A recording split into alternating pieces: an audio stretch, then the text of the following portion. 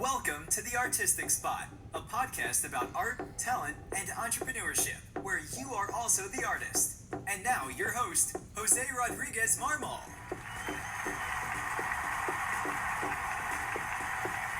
And this is how we welcome you to Artistic Spot, a podcast about art, talent, and entrepreneurship, where you are also the artist. In Artistic Spot, we're actors and actresses of our own movies, singers of our own musicals, and writers of our own books. Today, we have a very special guest. We have Arantxa Loizaga joining us live from Newsport Univision Studios in Doral, Florida. And this is how we welcome Arantxa to Artistic Spot. I'm giving you a round of applause, Arantxa. Thank you very much for joining us today. Thank you for joining us here in Artistic Spot and for making us part of this amazing structure at Newsport in Univision. Thank you. Muchísimas gracias. Es un placer, al contrario. Thank you so much for having me here, and I really hope that you enjoyed the tour of this beautiful place where we make magic and news, information flowing. It was wonderful. Thank you very much for making us part of that impressive tour that you guys can look up to looking at our Instagram, RJJ Design, and listen to us on Spreaker, Spotify, and iHeartRadio. Wonderful. Yes. So this is wonderful. Thank you very much, Arantxa, for joining us once again. And now to talk to our audience a little bit of who Arantxa Loizaga is. That's a very interesting question. I think it all started back in November 25th of 1983 when I was born in Mexico. I'm the oldest of three sisters, three girls in our house. And I always knew what I wanted to do. I wanted to tell stories. So I think I learned how to speak when I was about a year and 10 months old. And I would go and start making up stories about things. I used to have a little Fisher-Price tape recorder with a microphone, and I used to do my own radio show. I used to edit my own magazines, so I would do cutouts of other magazines and newspapers. And like I said, I always knew what I wanted to do. I wanted to tell stories, and of course, when you grow older, you understand the power of information. So that's exactly what I wanted to do. I wanted to empower my community. And what about your story? Before we go in depth of your professional career, your journey in the United States after being born in Mexico, Yes. and being an Hispanic here, speaking English and Spanish, and being a news anchor during the weekends. Yes, well, it started, I think in July. This coming July, June, July, it's going to be 15 years ago when my mother said, Ara, we're going to San Antonio, Texas. Okay. And I said, Mom, I'm going to miss you a lot. I'll go visit. And she said, no, you're coming with me. My mother was born in Texas and raised in Mexico City. And so she never spoke to us in English or anything. We try to go to bilingual schools where we learn English maybe an hour a day, but I don't think that was enough, of course. And so when my mom decides to come to the U.S. is because she wanted to give us, a better opportunity in life. And of course, since she was a citizen, it was going to be a lot easier for us to be able to get the residency and later on the citizenship. The immigration laws are very funny because my other sister, who was born in '85, and myself, we couldn't get the citizenship through my mom, so we had to get the residency and then, become citizens. My youngest sister, she was born in 1990. And so because the law changed, Yes. and after '85, then she was able to get automatic citizenship. So isn't that funny? We come, same mother, same father, same upbringing, same circumstances, but some children can get the citizenship, Yes. Immediately, and the others have to go through the whole process. But anyway, so my mom said, we're going to San Antonio, and back then I was 20 years old. I was already working on TV. I started when I was 18, hosting a TV show for kids. It was a live show, Monday through Friday, 2 hours, and it was a lot of fun. I was going to my favorite university, La Iberoamericana in Mexico, and I thought that I had the blueprint for my future, right? Mm-hmm. I was going to school, working on my undergrad. I had a TV show and I was doing what I wanted, and so I said, I have everything, right? Why would I give up everything I have and start all over again from scratch? That's true. But then I talked to my dad, and of course my parents are divorced. They got divorced when I was about 13, and so I spoke to my dad and I said, Dad, I don't want to go. I'm scared. I'm afraid. I don't speak the language. I don't know the culture. I don't know anybody there. It's just going to be mom, my sisters, and myself. I'll probably have to start all over again from scratch at school. I have to go and knock on doors and ask for an opportunity to work on TV. Back then I just knew that I wanted to tell stories where I didn't know, but I knew what I wanted to do. And so wise words from my dad. Ara, go. Just go and explore new horizons. And if you don't like it, you can always come back, but you have to step out of your comfort zone. You have to feel uncomfortable to experience growth, emotionally, professionally, intellectually. And so, thank God, I listened to my dad, and I said, okay, let's do this. So I gave myself the opportunity, to explore new horizons. And 15 years later, here I am. So That's wonderful. You mentioned something about knocking doors, and that sometimes when you don't get what you're expecting, it helps you to grow. So tell us about a time in your life when you have had that opportunity to say, this is not what I wanted, but still it was best or one of the best experiences for me, and it has led me through who I am today. Can you talk to us a little bit about that? Sure. Well, I guess the first experience that I had was knowing that I was going to have to start all over again going to school. When I tried to transfer, my year and a half worth of curriculum to a university here in the States, they said, I know, we cannot do this. You'll have to start all over again. So I remember being in a community college crying, right? Because I could afford going to a community college, getting an associate's degree. They told me if you take some other classes, then you get an associate's degree in new media communication, which is what I wanted. And then you can transfer to another university. So understanding the process, I remember sitting down, enrolling for classes, and crying, saying, what am I doing? Why is this so complicated? All I want to do is go to school and graduate, So it was a learning experience, but it was a fascinating experience. And I knew that I was going to do whatever it took to be able to graduate, because I know the importance of education as well.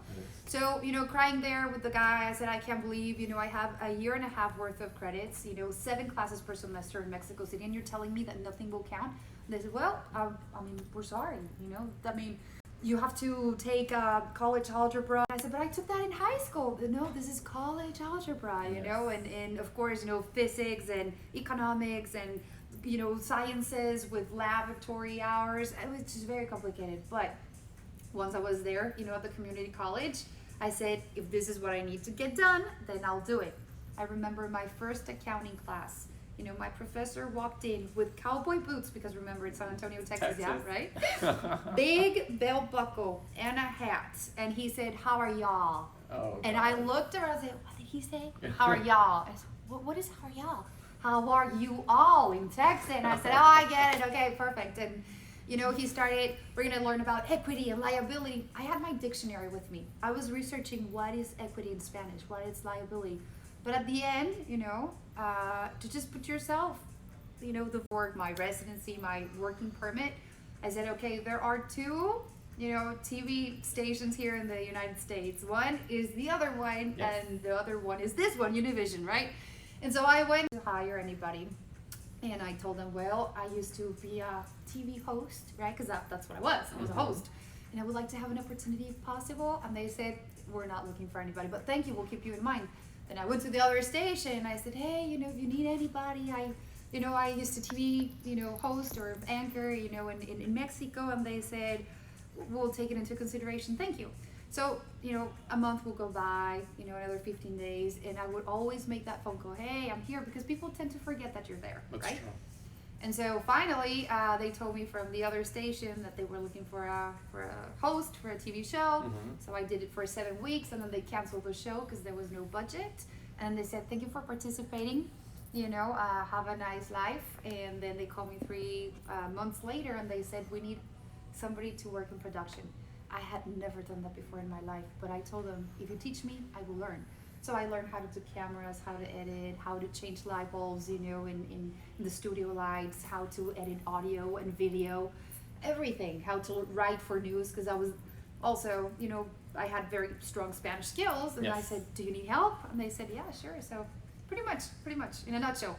And what do you remember the most was the most difficult part of all that process, knocking doors? Why did you decide to go and leave Texas to come to Miami? It's a different mindset, of course, and we're talking about Univision, which is the most important Hispanic TV network in the United States. Yes. So it's a big thing working here and being able to tell stories to those people listening at home, Hispanic people who make very big differences in this country. So what was the hardest part for you as a person when you decided to knock on the door? I know you told me that they told you that they were not looking to hire, then you had the opportunity to work in the production team. But what was the hardest thing for you when you finally said, I'm in?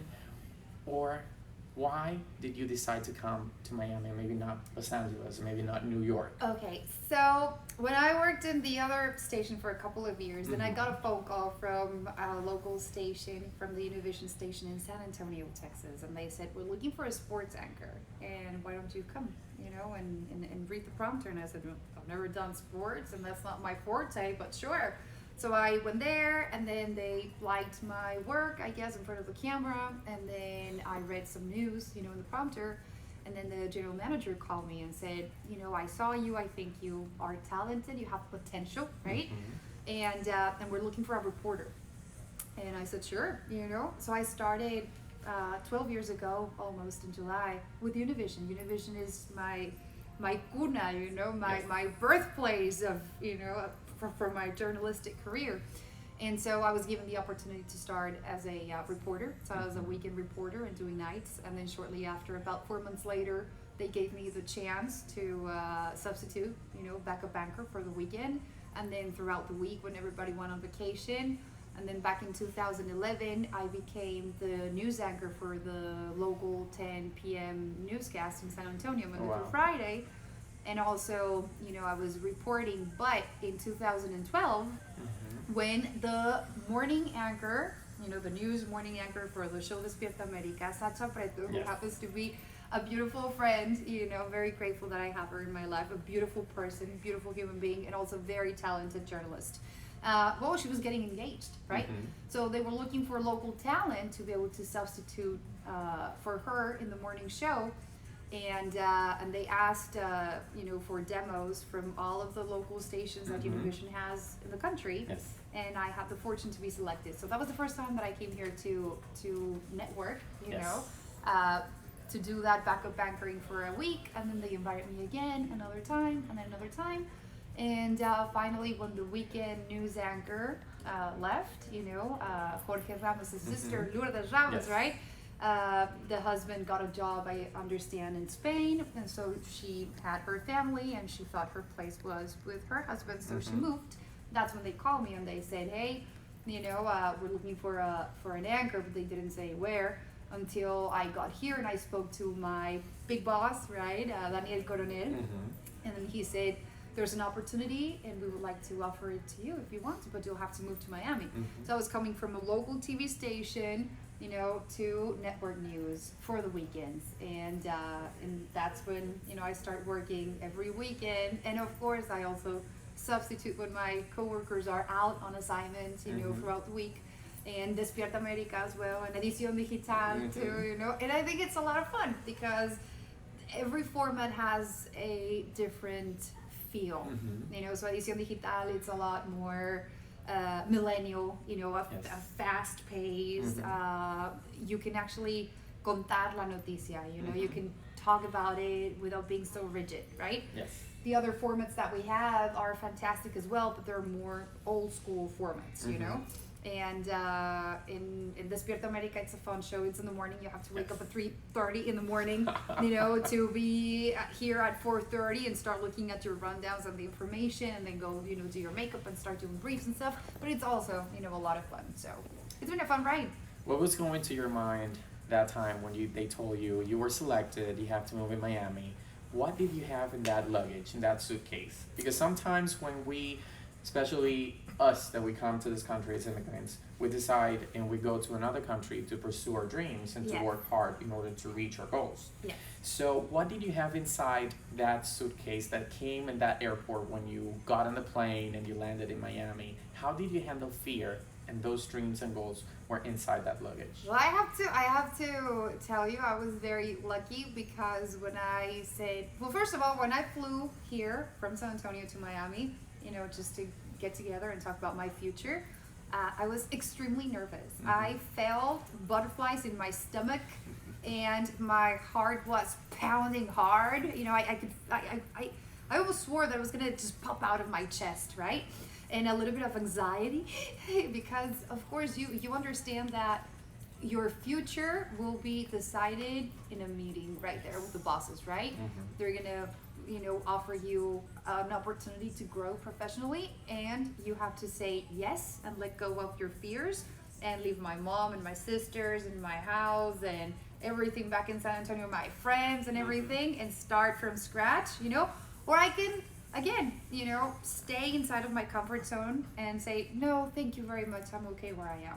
This was a big step in my career, and of course I had to take it because when you work in a local market, you cover local stories, right?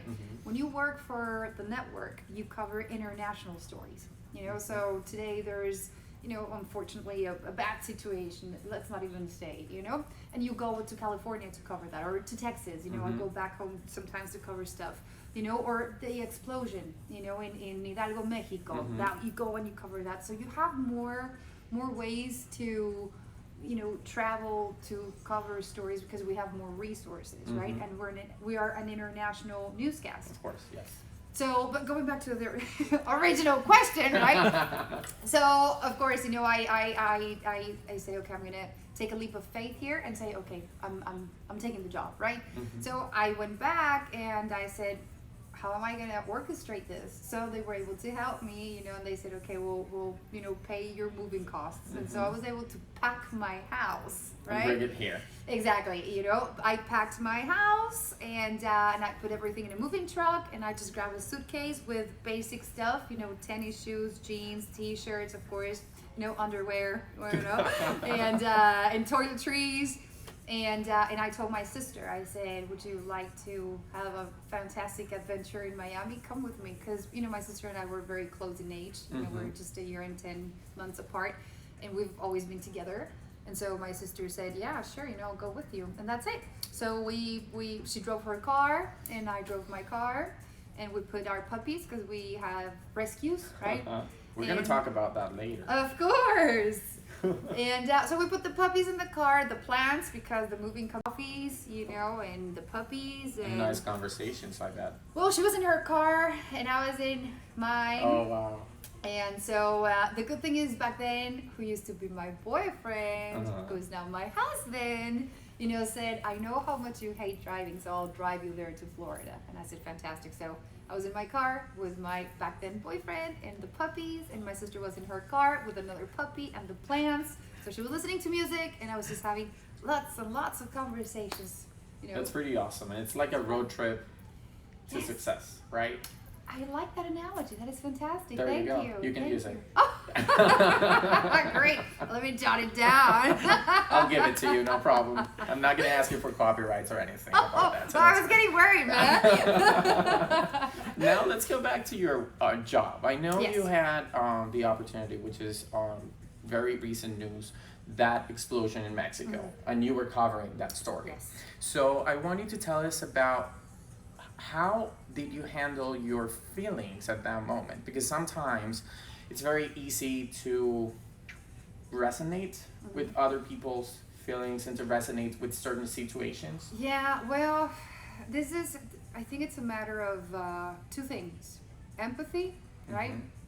And to understand that your mission is to go and tell their stories, okay? So I've always been a very empathic person, right? I don't know why, but every time I talk to people, if they're sad, I kind of feel their sadness. And, if they want to cry, I feel like I want to cry. It's a very weird feeling, I don't know, but I've always had that in my life. And I think that is so important, because the moment that you stop caring as a human being, you have issues, right? That's true.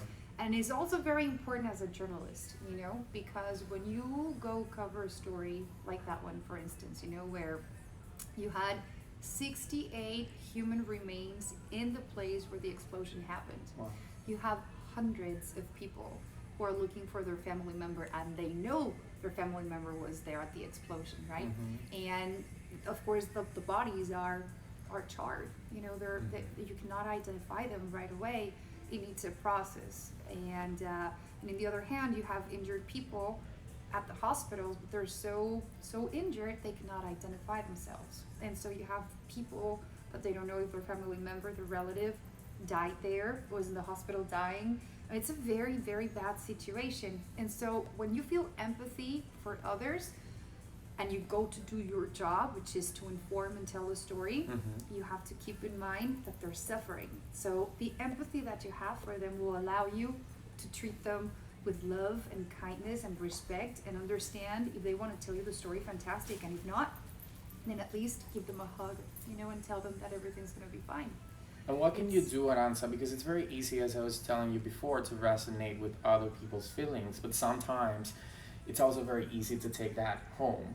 So how do you separate your job whenever a story resonates with you in a positive or maybe not so positive way, and how you leave that at work and you close that little door and say, okay, you're going to stay here, I'm not going to bring you with me? You can't. Because we're talking about energy. So Yeah. sometimes we feed from energy and we feel people's energy, of course. Yes. And how are you able to close those little tiny doors and say, okay, you're going to stay here because I'm going home. This is the power button. No Univision anymore. Now home as a wife, as a sister, as a daughter. Well, that is something that you learn over time, and a lot of times you're not able to process that easy, you know. I think that the first few years I would take that home and cry and say, oh my God, I cannot do anything to help them, and you know, and then you understand, hey, you have a job, and your job is to tell their story, you know, and maybe somebody watching the story will reach out and help. I can help them by giving them information or pointing to the right resources to be able to get that help that they need, right? But I can only do so much, and I have to understand that I cannot change their reality. I can only try to make it better, but there's only so much I can do, right? So when you understand that your job is to tell their story, and maybe, you know, behind cameras to give them information, and your responsibility with them ends there, doing everything you can to help them, and then just, you know, saying thank you so much, you understand that you have to move on. And also, something that helps me a lot is try to do everything you can for the people, right? If they need a phone number, if they need a contact, if they need information to find, like I said, the resources, sometimes they only need a hug. You know, sometimes they only need an idea. You know, why don't you do a GoFundMe? And I mean, this is how I can help people, right? Because I'm very fortunate that I have, you know, access to information that I can pass along. That's also part of my commitment, not only as a journalist but as a human being. True. But once you do that, then you understand that life goes on, and then you put things in perspective, and you say, you know what, life or God or energy or universe, thank you very much for everything I have. And then you put things in perspective, and you understand how lucky and how blessed you are, you know, to have everything that you have. And when you come back to the ground, you put your feet on the earth, and you say, you know what, I'm very lucky because I can go and do, you know, my job and tell the stories, and I can also appreciate what I have. You know, it's a funny balance, but I don't know if I can get my point across. Make sense what I'm saying? It definitely does. And there's a sense of empathy, which I think, you mentioned that before, which I think it's one of the most important things that a human being, even though it doesn't matter what they do in life, it doesn't matter their profession, it's just feeling for others and say, oh, this is not me. And sometimes we take things for granted, and sometimes we just go in life and say, I don't care about others, but you have to see that other people have gone through maybe worse situations. But you know what, Jose? You cannot stop caring about others. True. You cannot afford not to care, especially if you're a journalist. You have to care, because the moment you don't care about the people that you're talking to, you know, the stories that you're telling, when you stop caring about the others, maybe it's time for you to consider a different type of work. Yep. You That's know, true. because as a journalist, you cannot not care. Mhm. Au contraire, mon frère, you know, you have to care. Yes. Because if you live the story with them, Mhm. you know, you do a better job by telling their story. Makes sense? And you are the voice. Of course, you become the means. They have a voice. You just become the mean for them to be able to be heard. Mhm. Makes sense? That's very important. In talking about rescuing, Huh. I know that you have like a side passion, Yes. which is rescuing animals. So talk to us a little bit about that. Well, I have a very soft heart for dogs and cats and pets, animals. I love life. I'm truly a tree hugger. I see a beautiful tree and I'm like, oh my God, you're so pretty, right? I know. If I see a little kitten, I'm very allergic to cats, but I still pick up the kitten, and start sneezing and scratching and try to find Well, a you have the family. cat. Of course, I have a cat, but then I have to find a home, a loving home. That happened with me 3 times already. The last one, her name is Bella. She Uh-huh. has a loving family. One of my coworkers, Mabel Liepa, fantastic. They love her, and the little kitty Bella, she's so vocal and funny. She even laughs. I'll show you a video where she Oh, laughs. God. Fantastic. I've never seen that in my life. A cat that laughs. Great. But yeah, no, I was talking about dogs. I have 3 dogs myself right now.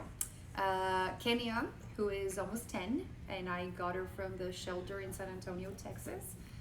It's a kill shelter, and she was going to be euthanized if she was not adopted. Mhm.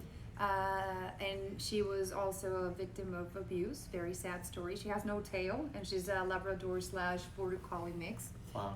She was in a horrible situation when I adopted her, but I said she's the best project I could ever have, right? Because she only needs a lot of love, and then she'll be happy again. And then a year later, I was driving to my university, Our Lady of the Lake, there in San Antonio, on the west side of town, and I saw a little puppy walking, and he was super skinny and sick, and then he gave out, or gave in, I don't know what's the right expression, and he just dropped in the grass and didn't move, and I freaked out, and I was going to class, and I said, you know what, I'll be late to my class, it doesn't matter. So I went there, puppy, are you okay? And he was unresponsive, so I picked him up, and then I called my sisters because they had the day off. So we met, in the middle point between the house and my university, and I said, here's my credit card, I'll pay it later, here's a puppy, go get him help, and I'll send you home. So his name is Milo, and he's a terrier mix, a little gordito. His name is Milo, but I call him Chapito or Papi or Gordito because he's a little chubby, thing. He's 10 years old. And of course, my sister also adopted one, Mishka, Mimi. Mimisuki or Mimi Wimi, whatever. We call them different names. And she wanted to get her another companion. So we went to the shelter, again, the same shelter where they kill animals, right? A kill shelter. And my sister said, you know what? I thought about it. I have to walk away. I don't have the means or, the responsibility. I can only handle one, which is a very responsible thing to say and to do. Of course. But I fell in love with one who was a parvovirus survivor. He was about 3 months old, and his name there was Stubbs, but I've renamed him to Coda Bear, Kukuru. And he had no hair. He was so scrawny and little and afraid. And I said, I love you. So I had to adopt him. So I have 3. And, man, this is so bad. Because when I was there at the explosion in Hidalgo, Mexico, back in January, I saw one. And I thought it was a female, so I named him, because now I know it's a him, right? Uh-huh. I'll tell you why I know it's a him. Millie, Miracle, the Milagro, Milagrito, Yes. right? So, of course, being there for a few days, I would see this puppy, and he was limping, and he was a big dog, right? But I call them puppies. If they're 10 years They're or always puppies. They're always puppies. It's true. And I saw that little puppy, and I saw how kind and what a beautiful heart, that being had, and I said I need to do something. So I met people working there, and I asked the person if they could help me get him out of the streets, but the person was not doing much, and we were we kept contact through WhatsApp.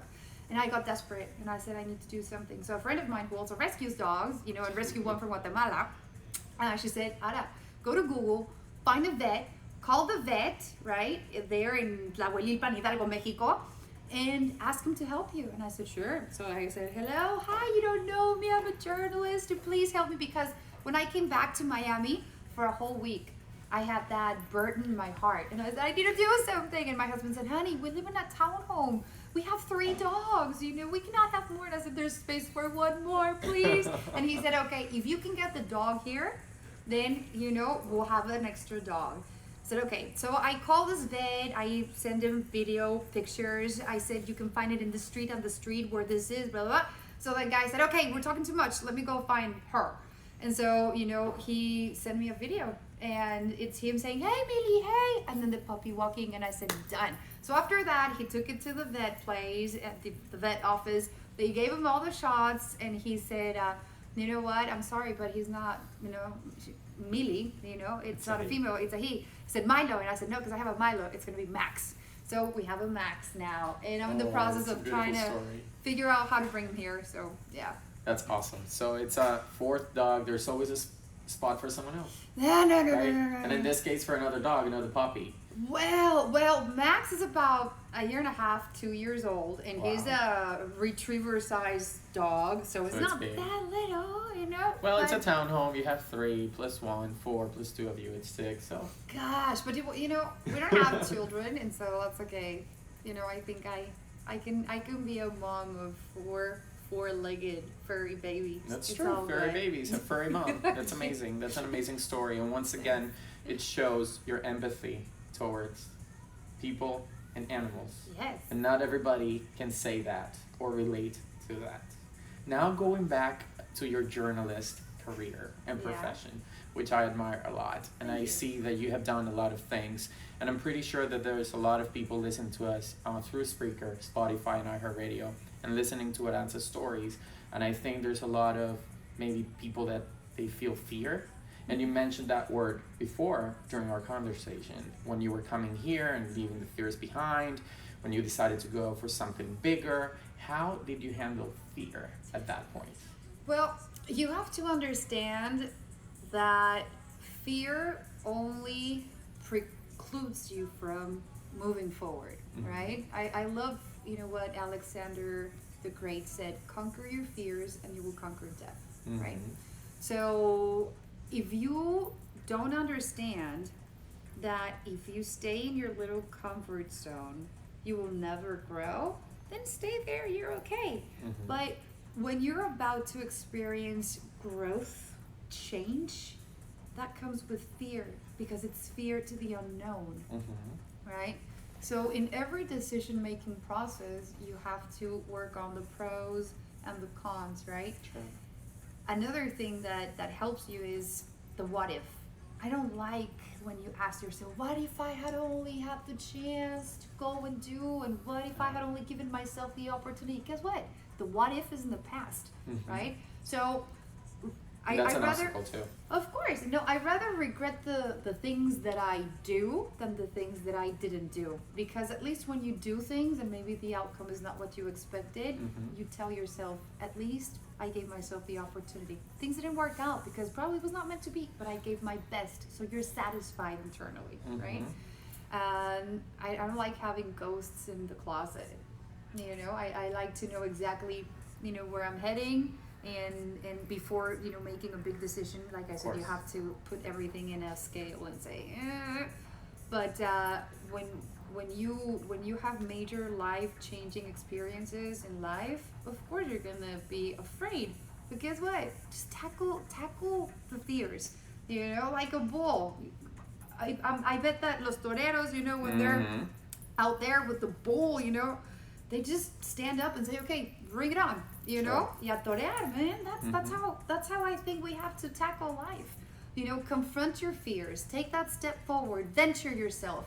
The opportunities, you know, that we have and the chances that we take in life determine our destiny. That's true. So it's about, you know, if you have an opportunity, just take advantage of it, you know, and also give yourself the chance to try something new. Step out of your comfort zone, explore new horizons. I'm telling you, those words, you know, they really resonated with me, and up until today, they do. Now, Arantxa, you're part of a very competitive business, which is TV. And 9 times out of 10, we sit at home watching TV, watching the news, we see you guys standing there telling stories, which I love. And that's why we created this whole podcast, Artistic Spot, is to tell stories of success and help people to find their path and maybe see you as someone they can look up to. And if she did it, why can't they, right? So how did you handle a world full of no's in the entertainment business? Because you're part of the biggest TV network, Hispanic TV network in the United States. And some people listening to us, they might think, oh, I want to be there.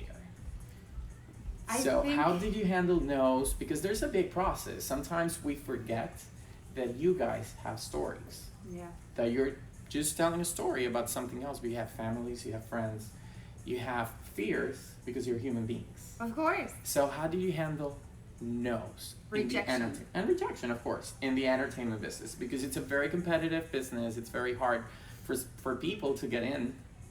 And it's very hard because sometimes you're knocking on doors and you get no's and no's and no's, but there's always a tiny little window. Yeah. And say, maybe I don't fit, but maybe I can show my hand and they can see it and they can, okay, just go ahead, come through the back door. I think it's a combination of many things, you know? I think, well, first of all, you have to be prepared, professionally speaking. You know, you have to get better at what you do. So if you are competitive in that way and you start knocking on doors, you might get a no, thank you very much. But you have to be persistent and persevering, right? Not because they tell you no once, that means that they're not going to give you the opportunity later in the future. So you have to be persistent. Actually, Jorge Ramos, you know, we know who Jorge Ramos is, right? Many years ago when I first got here, he said the key in this business is perseverance. You know, it's about endurance. It's about being there, doing what you have to do, asking for opportunities, even if they tell you no 1,000 times. Don't stop asking, because guess what? One time, you know, they'll get probably tired of you asking, and they might give you the chance that you've been waiting for. So, consistent, como cucharita de palo, ¿verdad? Así es. Perseverante. Constancia y perseverancia en búsqueda de la excelencia, como dicen por ahí. Pero aquí te digo algo. So I think that practice makes better, not perfect, because perfection is not attainable. That's true. Yeah, así que. Now, Arantxa, going back to you as a person, tell us about your life outside Univision. What happens when you're not in front of the TV and the lights and behind the microphone? What happens when you pack up, go home? Well, take care of your puppies, of course, your husband, of course, your family. I'm a pretty normal person. You know, I truly am. I don't like, you know, the socialite lifestyle. I like working out, so I go to the gym and work out. I've been out for 4 months. I have to get my, you know what, back into the gym, you know. It's hard to do it. God, I know. Like, okay, it's time. It's like, oh, discipline. No, it today, takes tomorrow. discipline. Yeah, you know, so fun. I was very disciplined, but then back in October, I had to do Despierta America, so my internal clock just got messed up, and then I found some excuses, and then the excuses kept on coming. Whatever. But okay, so on a normal day, it's, you know, for instance, my days off. Tomorrow, Thursday, and Friday are my days off. So I like going to the movies. You know, I have to do my house cleaning like everybody else. You know, wash clothes, you know, wash up bed sheets and vacuum and dust and go grocery shopping and take the puppies for a walk or clean the yard because we have a lot of gifts in the little backyard from the puppies. I bet you do know? after having 3 puppies. Hello, and hopefully 4 soon. Yeah, exactly. So those gifts are going to multiply. More work, you know, but yeah, it's a pretty normal life. Like I said, I like painting, you know, so you do? I do. I mean, my paintings look like a kindergarten girl trying to become an artist, right? But I don't care because what? It makes me happy, you know, and I have some of those in my house and they look kind of funky, but I like them. Well, that's important because everybody's an artist.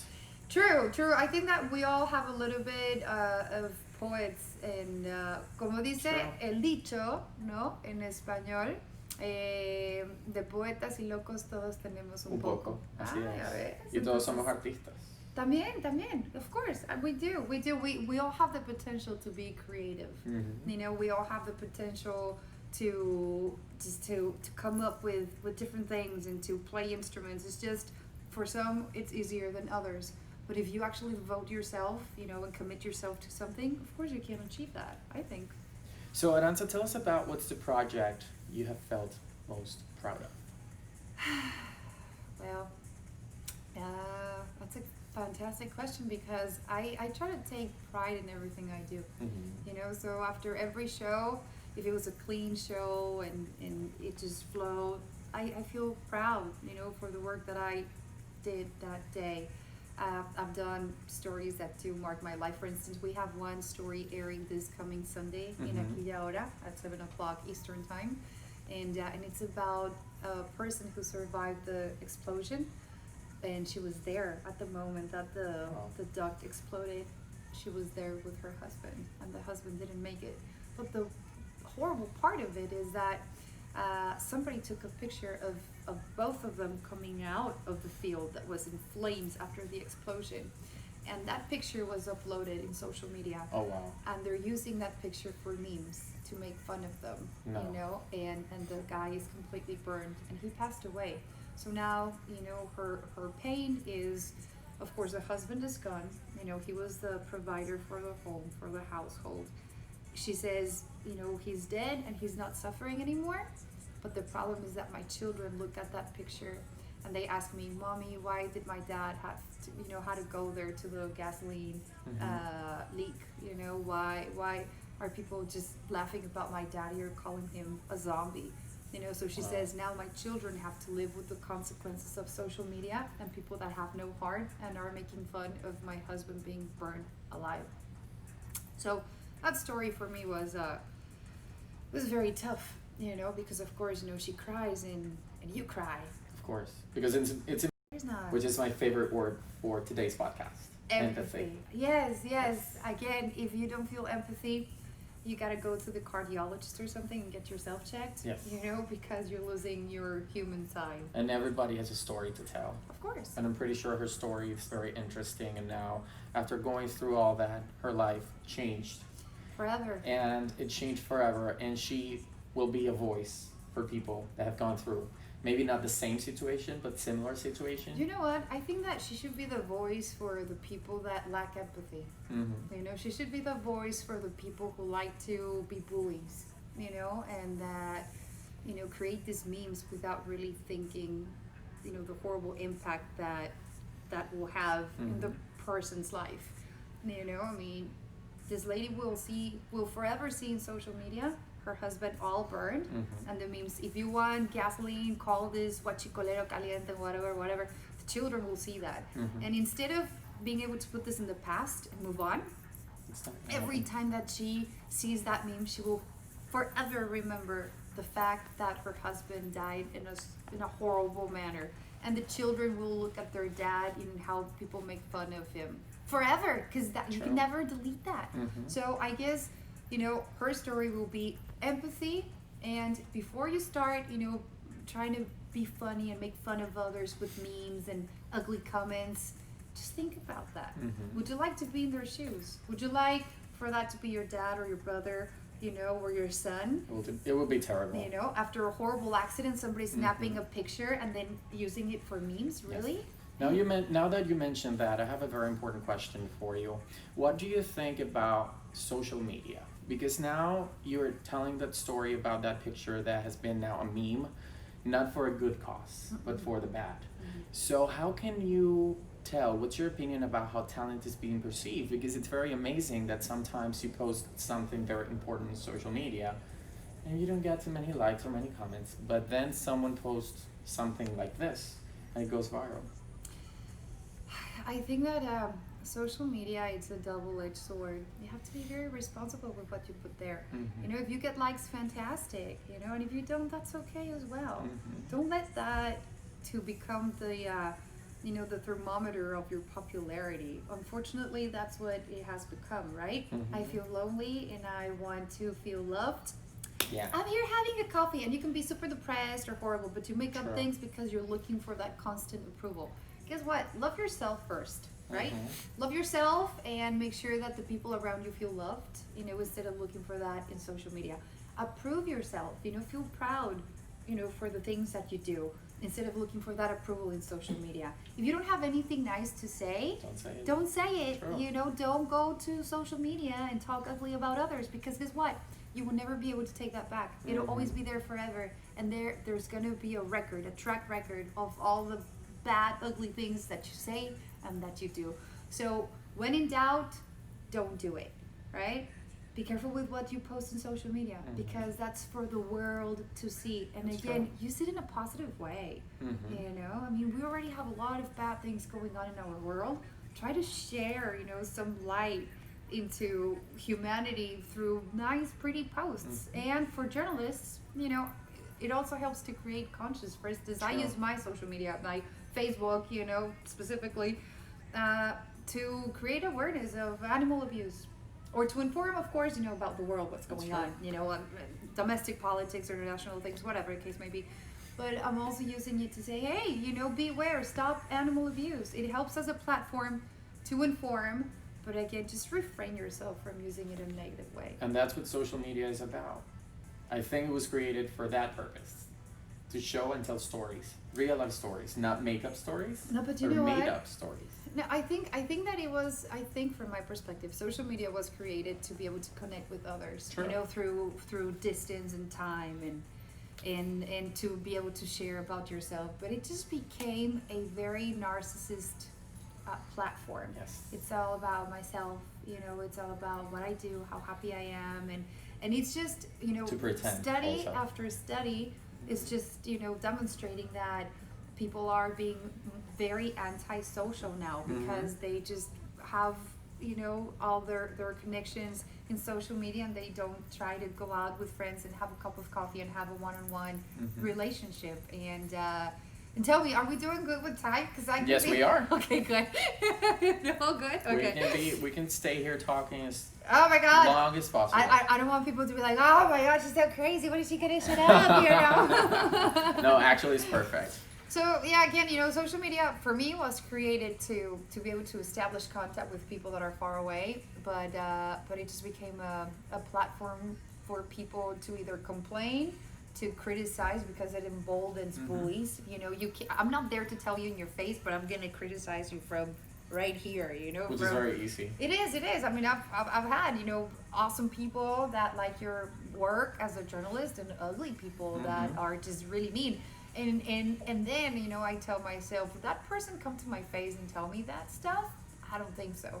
So if you don't have the valor, you know, to come and tell me in my face, don't be a coward and do It's it true. for social media, you know? So it's my take on that. Now, Arantxa, we spoke about the project you feel most proud of. Now let's talk about what has been your biggest obstacle. I guess that fear, you know, when I had the opportunity to go and interview President Obama back in 2013, February, I was still working in San Antonio, a very small TV station. We were only 8 journalists around the nation that were selected to go. I was the only Hispanic, the only Spanish speaker, and it was a big challenge, because I mean, of course, before that, I had done interviews with politicians, But right? not the president of the Not the United president States. of the United States. And it happened super quick. So my news director, he said, hey, Yara, you know, we got an invitation to go and interview President Obama at the White House. And I said, what? You know? He said, so think about what you want to ask him, of course, topics that are pertaining to our community. And you need to work on 10 questions, and then we'll polish them. And just think about how you can relate that, you know, from a national level to a local level. And of course, back then we had Mayor Julian Castro, Yes. right? Who now is a presidential candidate for the Democratic Party for 2020. And then later he became the secretary for HUD under Obama. So I said, perfect. So, you know, he did something. It was an initiative in San Antonio to be able to provide early childhood education to kids. And I thought it was a very, you know, good program that maybe President Obama could be interested, you know, in implementing it, you know, all across the nation. So I mean, it was just interesting. Like I said, you know, think about stuff, and of course, comprehensive immigration reform. It was something that was happening. It had traction, you know, in Congress. So anyway, that stuff. I worked on my questions, but of course, once you get to the White House, you know, when there's Secret Service, and they give you the tour, so you feel a little more comfortable, but you're trying to remember, because you only had about 8 minutes with the president, nothing. right? That's nothing. And I had about, you know, 6 questions that I could only, you know, ask the president because of time. And I think out of the 8 journalists, I was number 6 or 7, one of the last ones. And in the meantime, you were in a door, in a room next door, and I was so nervous. And then they would come say, so and so from so and so, right? The name of the person and the name of the TV station. Yes. And then they would come out because you had to go to the room where the president was, and then they would put you the microphone, and then the president would meet them personally with a handshake. And so when I hear Arantxa Loizaga de Univision San Antonio, oh my God, It's me. oh my God, yeah, but I'm walking, and then they clip the microphone, and there's the lights and everything, and you couldn't get closer to the president, right? But he was probably about this distance. I have a picture. And then he says, hi, Arantxa. And he starts like, and he said my name right. Usually people butcher my name, Arantrax, Antrax, whatever the case may be. He said, hi, Arantxa, how are you doing? And oh, thank you, Mr. President. And I'm shaking, right? So I'm trying to stand on both of my feet, ground my feet, and my leg is just doing this all the time. I said, dude, take a chill pill, take a deep breath, and rock it. And that's what I did. You overcome your fears. That's awesome. Yeah, it's baptism by fire. That's true. You man. And you had the chance to interview Barack Obama, the president of the United States. Not Yeah. everybody has that on their resume. No. But Arantxa does. Well, ding. Yeah, I'm lucky. check. I'm lucky. You definitely are. Now, Arantxa, talking Yeah. about your projects, what's coming up for you? Well, I guess that every day is different, I mean, you work on different projects every day, so it can be the last breaking news, for instance, Tuesday, they gave the verdict, guilty 10 times for a Chapo so we were doing that breaking news for 3 hours. Friday, the president declared a national emergency to be able to get Again, funds, from different pockets of the government, bypassing Congress. So every day is different, and I like that because it's different, and you don't know what to unpredictable. expect exactly, and that keeps you in your tippy toes all the time. So I also like to do special stories, so if I have a story that I want to do, I have to go and pitch it to, the person from Maquillado, the executive producer, Jairo Marin, fantastic human being, or, somebody else, and they'll say, yeah, sure, why not? And just go and do it. That's pretty amazing. Now, Arantxa, we're getting to the final portion of Artistic Spot, and we have a section that is fast questions and short answers. Okay. And those are made up to get to know you on a personal level more, Okay. right? And are you ready for them? Of course. I was Okay. born ready. You were born ready. So the final portion of Artistic Spot, fast question and short answer section begins now. Favorite color? Blue. Favorite city? San Antonio. If you were given the chance to go back in time, who would you like to meet? Ooh, oh my God, you got me there. I would say, Tic-tac. Yeah, I know. Back in time, who? Back in time. Gandhi. Why? Because I just think he was such a very selfless human being, or maybe Saint Francis of Assisi, because he's my favorite saint. Oh wow, that's beautiful. Yeah, he was an animal lover and an advocate for the poor, and I really like people like that, down to earth, selfless, that help others. Flavor. Chocolate. Mexico. Enchiladas y mole. Univision. My home. And what's your favorite artistic spot? Of course, you guys. And this is how we finish our final portion of Artistic Spot. Fast question and short answer. You made it through, which is pretty awesome. And I'm giving you that round of applause because you deserve it. Thank you. And now, before giving you a special gift that we have for you, Oh my God. I want to ask you one last question. Sure. Our purpose in Artistic Spot is to bring real-life stories of success like yours, and to be able to help others to resonate with you. What can you tell dreamers out there? What can you tell people that are looking forward to be sitting right here, not next to me, but in Univision Newsport, and being able to tell stories? Work hard, prepare yourself, never give up. Spread your wings and fly high. It doesn't matter if people tell you can't do it. You're here because you can. So, like I said, perseverancia, prepare yourself, don't give up, You are the perfect example of what we're looking forward on portraying in Artistic Spot, and we're very thankful for the opportunity to be here sitting right next to you. It's been an honor for me, And I'm very, very grateful and thankful for the tour you gave me, Jose, and my parents of the Newsport at Univision. And we really appreciate you. We're honored to be here with you.